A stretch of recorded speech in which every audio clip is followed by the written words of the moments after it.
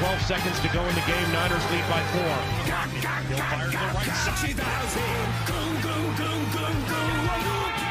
Hey guys, it's JRoZ back with some more breaking news, and this time it's a sad one. The Vikings have lost presumed 2018 starting left guard Nick Easton for their whole season with a herniated disc, and this one very much stings. Not only was he a very good depth player on the offensive line who could play all the interior line positions, which was very helpful when Pat Elflein could get hurt throughout the year, but he is presumed to be the starting left guard, which I know some Vikings fans are split on whether or not he's a good enough caliber guard. I think he played very well last year and would have very much welcomed on the somewhat weak interior of the Vikings offensive line this year. So all of a sudden, the Vikings had Joe Birch retire. Now Nick Easton is gone for the year. There's some big holes in the interior.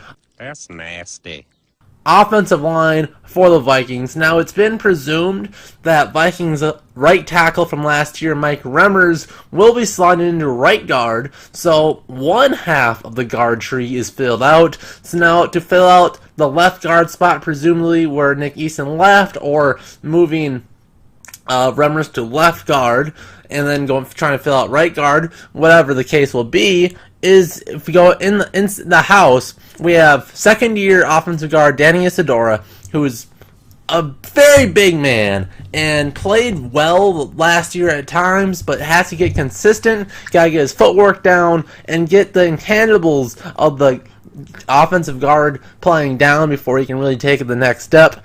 Our next option is rookie Colby Garcett, who is really an unknown on how well he will play against NFL caliber defenders, and an unknown Josh Andrews that we got from the Eagles, presumably just a camp body, but now all of a sudden his chance to make the roster went up quite a bit. So a kind of a three-way battle if we just go from in-house, but I think it's almost as likely, if not more, to go and look at the remaining free agents, and it's really down to three. First option that's been circling around the media is former Buffalo Bill Richie Incognito. This one would provide the Vikings with a Pro Bowl caliber guard, but Mike Zimmer seems to really not like the field issues based off an interview recently. No interest and totally false.